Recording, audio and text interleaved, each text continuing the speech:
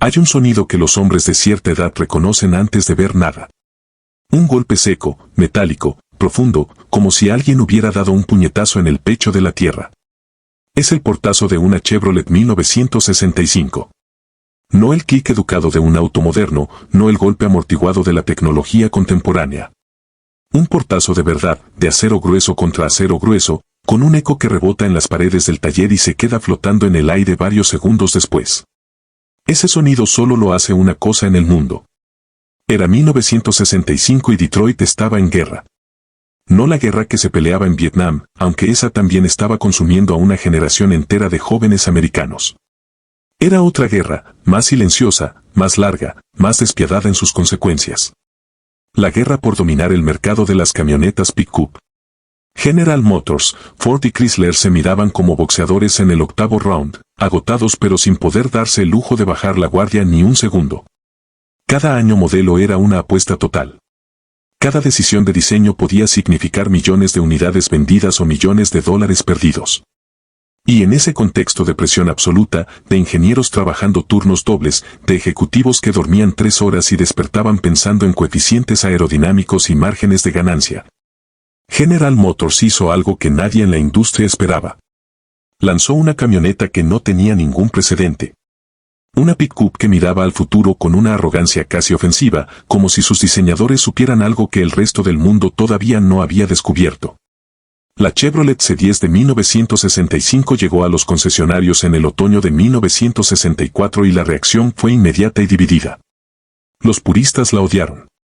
Los jóvenes la amaron. Los ingenieros la estudiaron con esa mezcla de envidia y admiración que solo aparece cuando alguien ha hecho algo que tú sabías que era posible pero no te atreviste a intentar. Era demasiado larga. Era demasiado baja. Tenía líneas que no pertenecían a ninguna camioneta conocida. Parecía diseñada por alguien que había decidido ignorar completamente todas las reglas del segmento. Y tenía razón. Porque esas reglas estaban a punto de cambiar para siempre. Lo que nadie sabía en ese momento, lo que los manuales de historia automotriz rara vez cuentan, es que la Chevrolet 1965 no fue diseñada simplemente para verse diferente. Fue diseñada para resolver un problema que nadie había admitido públicamente pero que estaba destruyendo silenciosamente la reputación de las camionetas americanas. Un problema que venía acumulándose desde los años 50 y que en 1965 había llegado a un punto de crisis invisible. Esta es la historia de esa camioneta. La historia real, no la versión de nostalgia que circula en los foros de coleccionistas. La historia de las decisiones que la hicieron posible, de las batallas que se pelearon en las salas de diseño de Detroit, de lo que significó para México y para toda América Latina. Y de por qué 50 años después seguimos hablando de ella como si fuera algo más que una camioneta. Porque lo fue. Fue un punto de quiebre en la historia del transporte, una declaración de intenciones de una industria que estaba a punto de transformarse, y el espejo en el que México vio reflejado todo lo que podría haber sido y nunca fue. Prepárate. Porque lo que estás a punto de descubrir sobre la Chevy 65 va a cambiar completamente la forma en que la ves. Para entender por qué la Chevrolet 1965 fue tan extraña, tan diferente, tan provocadoramente distinta a todo lo que existía. Primero hay que entender dónde estaba parada la industria de las camionetas en los años previos. Hay que retroceder a los años 50, cuando las pickups americanas eran básicamente tractores con cabina. No es una exageración. Las camionetas de trabajo de esa época estaban diseñadas con una filosofía brutalmente simple: son herramientas, no autos. Suspensiones rígidas que transmitían cada piedra del camino directamente a la columna vertebral del conductor. Cabinas que amplificaban el ruido del motor hasta niveles que hoy serían ilegales. Asientos de vinilo sin ningún tipo de contorno ergonómico, más parecidos a bancas de madera que a mobiliario de transporte. Volantes enormes, duros, sin asistencia hidráulica, que requerían la fuerza de un hombre adulto en buena forma física solo para doblar en una esquina. Y el problema más grave de todos, uno que las empresas sabían perfectamente pero que nadie quería discutir en público: las camionetas de esa época mataban a sus conductores. No de manera dramática, no de un solo golpe, sino lentamente, acumulativamente, vértebra por vértebra. Los choferes de rancho que pasaban 8 horas diarias sobre una pick-up de los 50 terminaban la década con problemas de espalda crónicos, rodillas destruidas y manos que temblaban de la vibración constante. Los médicos lo sabían. Las empresas aseguradoras lo sabían. Los propios rancheros lo sabían, aunque lo describían con un vocabulario diferente, decían que el trabajo envejecía rápido, que los años en el campo se sentían en los huesos, que el cuerpo simplemente se gastaba. Lo que en realidad estaba pasando era que las herramientas que usaban para trabajar los estaban destruyendo físicamente. General Motors tenía acceso a estos datos. Sus departamentos de investigación de mercado eran extraordinariamente sofisticados para la época, con psicólogos, médicos y antropólogos en nómina. Y los datos mostraban algo preocupante: a medida que la posguerra creaba clase media en Estados Unidos, a medida que los hijos de los rancheros iban a la universidad y regresaban con dinero y expectativas diferentes, el mercado de las pickups estaba cambiando de naturaleza. El cliente de 1964 no era el mismo que el de 1950. Ya no era solo el granjero que necesitaba una herramienta de trabajo. Era también el suburbano que quería llevar su bote al lago los fines de semana. Era el contratista que llegaba a reuniones con clientes y necesitaba no verse como alguien salido de un campo de batalla. Era la familia que vivía a las afueras de la ciudad y necesitaba un vehículo versátil que pudiera hacer trabajo pesado entre semana y llevar a los niños al partido de béisbol el sábado. Este nuevo cliente tenía una demanda que las camionetas de la época simplemente no podían satisfacer: quería una pick-up que se manejara como un auto. Y eso, en 1964, parecía una contradicción en términos. Tan imposible como pedir un caballo de carreras que también arase campos. Hasta que alguien en General Motors decidió que no lo era. El hombre que cambió todo se llamaba Chuck Jordan y en 1963 era uno de los diseñadores más brillantes y conflictivos que General Motors había producido en décadas. Jordan no era el tipo de persona que llegaba a las reuniones con propuestas moderadas. Era el tipo que llegaba con ideas que hacían que los ejecutivos financieros se agarraran de sus sillas y los ingenieros de producción calcularan silenciosamente cuánto tiempo les faltaba para jubilarse. Jordan tenía una teoría que sonaba peligrosamente simple: las camionetas se habían quedado atrapadas en un paradigma de diseño que nadie había cuestionado porque nadie se había atrevido a hacerlo. Eran feas por tradición, no por necesidad. Eran incómodas por inercia, no por limitación técnica. Y el espacio interior era un desperdicio criminal de las posibilidades reales del vehículo. La cabina de una pick-up de 1963 era, desde el punto de vista de la eficiencia espacial, un escándalo. Enorme por fuera, estrecha por dentro. La razón era una combinación de decisiones de diseño heredadas, ninguna de las cuales tenía sentido en el mundo de 1963. El cofre largo y alto, necesario para los motores de aquella época pero que en las nuevas versiones era simplemente un fetiche estético. Los guardafangos pronunciados que comían espacio interior. El piso elevado que obligaba a los pasajeros a sentarse en una posición antinatural. Jordan propuso algo radical: rediseñar la C10 desde cero, desde el primer principio, preguntando en cada paso no cuál es la manera tradicional de hacer esto, sino cuál es la mejor manera posible de hacerlo. La propuesta tardó meses en ser aprobada. Varios ejecutivos votaron en contra. Un vicepresidente financiero famoso por su carácter abrasivo dijo públicamente en una reunión que Jordan estaba confundiendo una camioneta con un Cadillac y que esa confusión le costaría a General Motors una fortuna. Pero alguien más arriba en la cadena de mando vio algo diferente en los planos de Jordan. Vio el futuro. Y dio luz verde. El proceso de diseño que siguió fue, por los estándares de la época, extraordinariamente largo y caro. Jordan y su equipo no estaban solo rediseñando líneas estéticas. Estaban replanteando la geometría completa del vehículo. La altura de la cabina, reducida significativamente respecto a modelos anteriores, obligó a rediseñar la posición del motor. La posición del motor afectó el diseño del chasis. El chasis afectó la geometría de la suspensión. La suspensión afectó todo lo demás. Fue como tirar de un hilo y descubrir que estaba conectado a toda la tela. Cada cambio generaba 10 cambios más. Cada solución creaba 5 problemas nuevos. Y en el centro de todo esto, Jordan insistía en algo que sus colegas consideraban una obsesión irracional: la línea de la ventana. Esa línea invisible que define la altura visual de una camioneta, que determina si parece pesada y torpe o si parece que está en movimiento incluso cuando está parada. Jordan quería esa línea más baja de lo que ninguna pick-up había tenido antes. Quería que la Chevy 65 pareciera que estaba agachada, tensa, lista para saltar. No como un tractor esperando trabajo, sino como un animal a punto de moverse. Cuando el primer prototipo de arcilla de la nueva C10 apareció en el estudio de diseño de General Motors en el verano de 1963, la reacción fue de silencio. No el silencio de la indiferencia, sino el silencio denso y cargado que precede a algo importante. Los diseñadores que entraron a ver el modelo se quedaron parados frente a él durante minutos completos sin decir nada. Era diferente. Profundamente, irreversiblemente diferente a cualquier camioneta que existiera en ese momento. Las líneas laterales corrían horizontales con una limpieza casi abstracta, sin las curvas exageradas ni las protuberancias decorativas que caracterizaban a los modelos de los años 50. La cabina era más baja, más ancha visualmente, con un parabrisas envolvente que rompía con todo precedente en el segmento. Los faroles delanteros habían abandonado las formas redondas de la generación anterior para convertirse en rectángulos horizontales que daban al frente del vehículo una expresión casi humana, como cejas levantadas en actitud de desafío permanente. Pero lo más extraño, lo que más comentarios generó en esa primera revisión, era algo que no estaba en el diseño sino que faltaba. Las líneas de carácter excesivas que adornaban los costados de las pickups de la época, esas molduras cromadas que subían y bajaban describiendo arcos innecesarios, simplemente no estaban.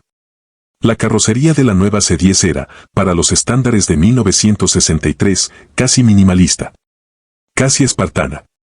Un diseñador veterano que había trabajado en los modelos de los 50 se paró frente al prototipo por varios minutos y luego dijo solo una frase: parece europea. Lo dijo como insulto. Jordan lo tomó como el mejor cumplido que podían hacerle. Porque eso era exactamente lo que estaban haciendo los europeos en ese momento.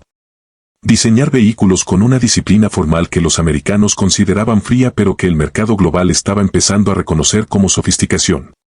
Mercedes, Lancia, Alfa Romeo estaban estableciendo un lenguaje visual que privilegiaba la coherencia sobre la decoración. Y aunque ninguna de esas marcas fabricaba pickups, sus principios de diseño estaban filtrándose hacia todos los segmentos del mercado. Jordan había estudiado esos principios y los había adaptado a las necesidades específicas de una camioneta americana. El resultado no era ni europeo ni americano en el sentido tradicional. Era algo nuevo. Algo que no existía todavía en el catálogo conceptual de los consumidores y que por esa misma razón generaba esa reacción de silencio perplejo antes de que el cerebro pudiera catalogarlo. Las pruebas de enfoque con consumidores reales fueron reveladoras. Los hombres mayores, los clientes tradicionales de pickup, mostraban resistencia. Demasiado diferente, decían. No parece una camioneta de trabajo. Pero los hombres jóvenes, los de 20 y 30 años, los hijos de los rancheros que habían ido a la universidad y regresado con dinero y gustos diferentes, tenían una reacción completamente distinta. La miraban y decían algo que los investigadores de mercado anotaron con letras mayúsculas en sus reportes: esta sí la compraría. Esa frase lo cambió todo. Hay algo que los libros de historia automotriz rara vez mencionan sobre la Chevrolet 1965 y es la razón técnica más importante detrás de su diseño. No fue la estética, aunque la estética fue revolucionaria. No fue el confort, aunque el confort representó un salto generacional respecto a sus predecesoras. Fue la ingeniería de la cabina, específicamente una decisión estructural que en apariencia era menor pero que cambió fundamentalmente la manera en que se fabricarían las camionetas durante las décadas siguientes. La C10 de 1965 fue la primera pickup de producción masiva en usar una cabina con construcción de doble panel en todo el techo. No era solo una lámina de acero formada y pintada. Era una estructura en sándwich, dos capas de metal con un espacio entre ellas que cumplía tres funciones simultáneas: reducir el ruido del motor que llegaba al interior, mejorar el aislamiento térmico y aumentar la rigidez estructural sin agregar peso significativo.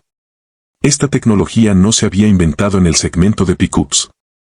Venía de la industria aeronáutica, que llevaba décadas usando principios de construcción en sándwich para crear estructuras ligeras y rígidas en aviones comerciales. Jordan y su equipo de ingeniería la adaptaron a la manufactura automotriz de producción masiva, lo cual requirió resolver docenas de problemas de proceso que no tenían solución precedente. El resultado fue una cabina que sonaba diferente desde el momento en que cerrabas la puerta. Ese portazo característico que mencionamos al inicio, ese sonido profundo y definitivo que los conocedores reconocen al instante, no era accidental. Era el sonido físico de una estructura más rígida, más densa, más elaborada que todo lo que había existido antes en el segmento. Era el sonido de la diferencia haciéndose audible.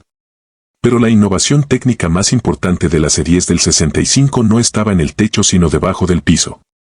La nueva plataforma de chasis que General Motors desarrolló para esta generación incorporaba una geometría de suspensión delantera independiente que ninguna pick-up americana había tenido antes. Doble horquilla con resortes de bobina, el mismo sistema que usaban los autos de pasajeros de la época, adaptado para soportar las cargas de trabajo de una camioneta. Esto no suena dramático hasta que entiendes lo que significaba en términos de comportamiento real.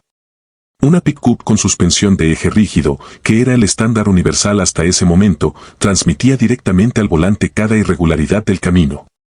Si la rueda derecha golpeaba un bache, el impacto viajaba por el eje, por la barra de dirección y llegaba al volante como un jalón brusco hacia la derecha. El conductor tenía que estar permanentemente en guardia, corrigiendo constantemente, agotado por la concentración constante que requería manejar en caminos imperfectos. Con la suspensión independiente de la C10 del 65, ese escenario cambió radicalmente. Cada rueda respondía de manera independiente a las irregularidades del terreno. El impacto de un bache se absorbía en la suspensión de esa rueda sin transmitirse al eje opuesto ni al sistema de dirección. El conductor podía relajar los brazos. Podía manejar con una mano. Podía, por primera vez en la historia de las pickups americanas, hacer un viaje largo en camioneta sin llegar destrozado al destino. La Chevrolet 1965 llegó a México de una manera que dice mucho sobre la relación entre ese país y la industria automotriz estadounidense en esa época. No llegó como producto de exportación directa de General Motors. Llegó como contrabando de lujo, en las cajuelas de los americanos que cruzaban la frontera, en los contenedores de los comerciantes que tenían contactos en los distribuidores de Texas y California, en los maletines de los ejecutivos que viajaban a Detroit en viajes de negocios y regresaban con catálogos y fotografías que circulaban de mano en mano como si fueran documentos secretos. México en 1965 estaba en medio de su propio milagro económico. Ese periodo de crecimiento sostenido que duró desde los años 40 hasta principios de los 70 y que creó una clase media urbana con poder adquisitivo y aspiraciones que el país nunca había conocido antes.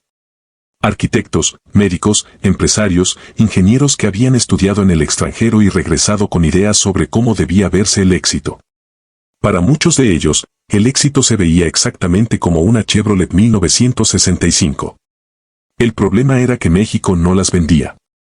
La política automotriz mexicana de esa época era un laberinto de proteccionismo. Decretos y restricciones diseñadas en teoría para proteger la industria nacional pero que en la práctica creaban un mercado cautivo donde los consumidores mexicanos pagaban precios inflados por vehículos de menor calidad que lo que el resto del mundo tenía disponible. El decreto automotriz de 1962 había establecido que los vehículos vendidos en México debían tener un porcentaje mínimo de contenido nacional. En teoría era una medida de desarrollo industrial. En práctica significaba que las versiones mexicanas de los autos y camionetas americanos eran versiones degradadas de los originales, con componentes sustituidos por partes nacionales de menor calidad técnica y mayor costo económico. Así que cuando la Chevy 65 apareció en los catálogos americanos con esa estética radical y esas especificaciones técnicas que ninguna camioneta mexicana podía igualar, se convirtió en objeto de deseo y símbolo de frustración simultáneamente. Era la prueba tangible de que existía un mundo mejor y que México, por razones que tenían más que ver con política que con posibilidades reales, no podía acceder a él. Los rancheros del norte de México que cruzaban regularmente a Estados Unidos empezaron a traer sus Chevy 65 de vuelta. Las usaban en sus ranchos, en sus negocios, en sus caminos rurales. Y la diferencia con las camionetas disponibles en México era tan evidente, tan imposible de ignorar, que se convirtió en conversación recurrente en cantinas, en reuniones de negocios, en tertulias familiares. ¿Por qué en México no podemos tener esto? Era la pregunta que nadie sabía responder con honestidad. Lo que pocas personas saben es que General Motors intentó traer la Chevrolet 1965 a México de manera oficial. Hubo negociaciones, reuniones, propuestas formales presentadas ante las autoridades mexicanas competentes. Los ejecutivos de GM de México, esa filial que operaba en el país bajo las restricciones del decreto automotriz, hicieron sus cálculos y llegaron a una conclusión. Si podían obtener permiso para importar aunque fuera un porcentaje de los componentes críticos sin las restricciones habituales, podían ensamblar en México una versión de la C10 que fuera competitiva. Las negociaciones duraron meses. Hubo acuerdos preliminares, hubo promesas de funcionarios, hubo momentos en que parecía que iba a suceder. Y entonces, con la consistencia que caracterizaba a la burocracia mexicana de la época, todo se detuvo. Cambió un funcionario clave. Cambiaron las prioridades del ministerio. Cambió el viento político y con él cambiaron todas las condiciones del acuerdo preliminar. Lo que llegó a México en cambio fue la versión local de la Pickup Chevrolet, ensamblada en la planta de GM en la Ciudad de México con el porcentaje reglamentario de contenido nacional. Era técnicamente una Chevrolet. Tenía el nombre en la parrilla. Tenía el logo del rombo en el volante. Pero no era la misma camioneta que circulaba por las carreteras de Texas. La suspensión era diferente, más simple, más barata. El acabado interior era diferente, con materiales de menor calidad. El motor era diferente, una versión desintonizada que cumplía con los requerimientos de las gasolineras mexicanas pero que sacrificaba rendimiento en el proceso. Era como comprar un traje hecho a la medida y descubrir que te habían cobrado precio desastre pero te habían entregado calidad de mercado. Los mexicanos que podían comparar, los que habían visto o conducido la versión americana, sabían la diferencia. Y esa diferencia alimentó durante años un mercado gris de refacciones americanas, de componentes originales que cruzaban la frontera en los maleteros de los carros. De mecánicos especializados que sabían cómo instalar partes americanas en las versiones mexicanas para acercarlas al original. Era un mercado de nostalgia por algo que nunca habían tenido del todo. Una aspiración hacia una versión de sí mismos que el sistema no les permitía alcanzar. Y mientras tanto, en los talleres de Monterrey, en las fábricas incipientes de Guadalajara, en los sueños de ingenieros mexicanos que estudiaban los catálogos americanos con la atención de quien estudia un texto sagrado. Se estaba gestando algo diferente. Una respuesta mexicana a la pregunta de por qué no podemos tener esto aquí. La respuesta iba a tardar años en llegar. Y cuando llegara, iba a sorprender a todos. La historia de la Chevrolet 1965 en México no es solo la historia de una camioneta que no llegó completa. Es la historia de lo que esa camioneta desencadenó. De los mecánicos que la estudiaron pieza por pieza y aprendieron de ella. De los ingenieros que tomaron sus principios de diseño y los adaptaron a las condiciones mexicanas. De los empresarios que vieron en ella no solo una herramienta de trabajo sino una lección sobre lo que era posible cuando alguien se atrevía a rechazar los límites convencionales. En los años 70, cuando la Chevy 65 ya empezaba a mostrar su edad en los catálogos americanos, en México estaba viviendo su segunda vida. Las unidades que habían cruzado la frontera a finales de los 60 seguían rodando con una consistencia que ninguna camioneta nacional de la época podía igualar. Esa construcción robusta, esa ingeniería honesta que no escondía sus intenciones detrás de adornos superfluos, envejecía con una dignidad que se ganaba el respeto de todos los que trabajaban con ella. Los rancheros del norte que habían comprado sus Chevy 65 en el cruce de Texas no las cambiaban. Las reparaban, las reconstruían, las pasaban a sus hijos cuando esos hijos crecían y necesitaban una herramienta de trabajo. Y en ese proceso de reparación y reconstrucción, los mecánicos mexicanos desarrollaron un conocimiento profundo de esa arquitectura mecánica que se convirtió en base de una tradición de oficio que todavía existe. En los talleres mecánicos de ciudades como Monterrey, Torreón, Chihuahua, la Chevy 65 se convirtió en escuela. Los aprendices aprendían mecánica sobre ella porque era un vehículo que enseñaba bien, que tenía una lógica interna coherente, que no castigaba al mecánico con diseños absurdos o accesos imposibles. Todo tenía una razón de ser. Todo estaba donde tenía sentido que estuviera. Pero el legado más importante de la Chevy 65 en México no fue mecánico sino conceptual. Demostró que el mercado mexicano tenía apetito real por calidad genuina. Que los consumidores mexicanos no eran menos exigentes que los americanos o los europeos sino que simplemente habían sido forzados durante décadas a conformarse con menos. Que cuando se les ofrecía acceso a producto de verdadera calidad, lo elegían, lo cuidaban y lo valoraban con una lealtad que ningún producto mediocre podía generar. Esa lección debería haber transformado la política industrial mexicana.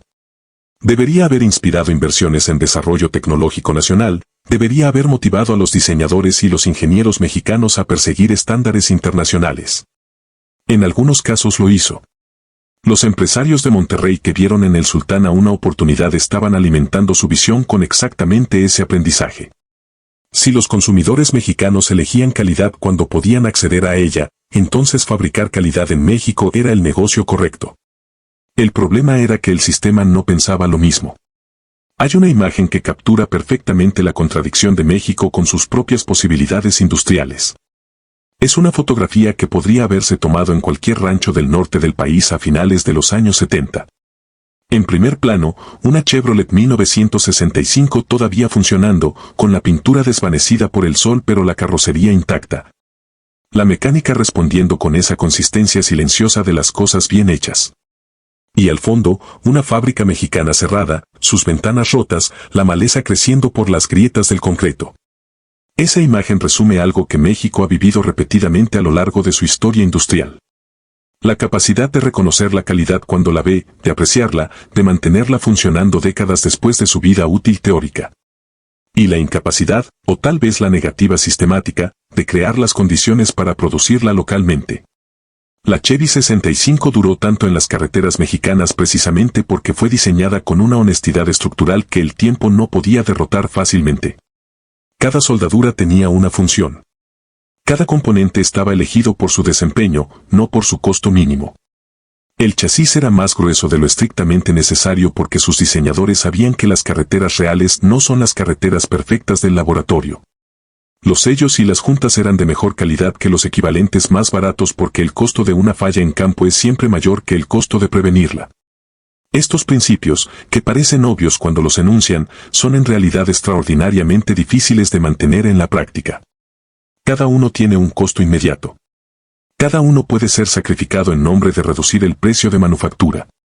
Y en un sistema industrial donde las decisiones se toman con el horizonte del próximo trimestre fiscal, donde la competencia por contratos gubernamentales favorece la propuesta más barata sin importar la calidad.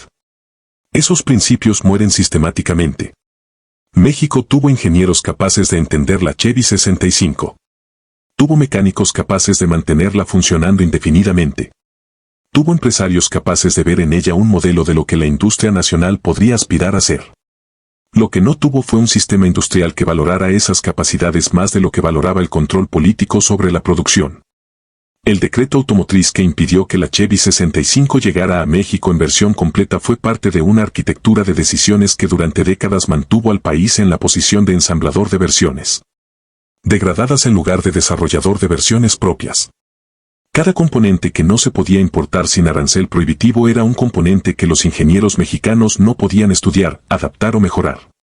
Cada tecnología que el proteccionismo mantenía afuera era una tecnología que la industria nacional no necesitaba desarrollar porque el mercado estaba cautivo de todas maneras. Y así, camioneta por camioneta, motor por motor, decisión política por decisión política, se fue construyendo un abismo entre lo que México podía producir y lo que el mundo estaba produciendo. Un abismo que hoy, medio siglo después, seguimos tratando de cruzar. Han pasado más de 60 años desde que la Chevrolet 1965 apareció en los concesionarios americanos y cambió para siempre el concepto de lo que una camioneta podía ser. 60 años en los que el mundo automotriz ha dado vueltas completas, en los que las pickups han pasado de herramientas de trabajo a íconos culturales, en los que el mercado mexicano ha experimentado aperturas y cierres, crisis y recuperaciones, sueños y decepciones.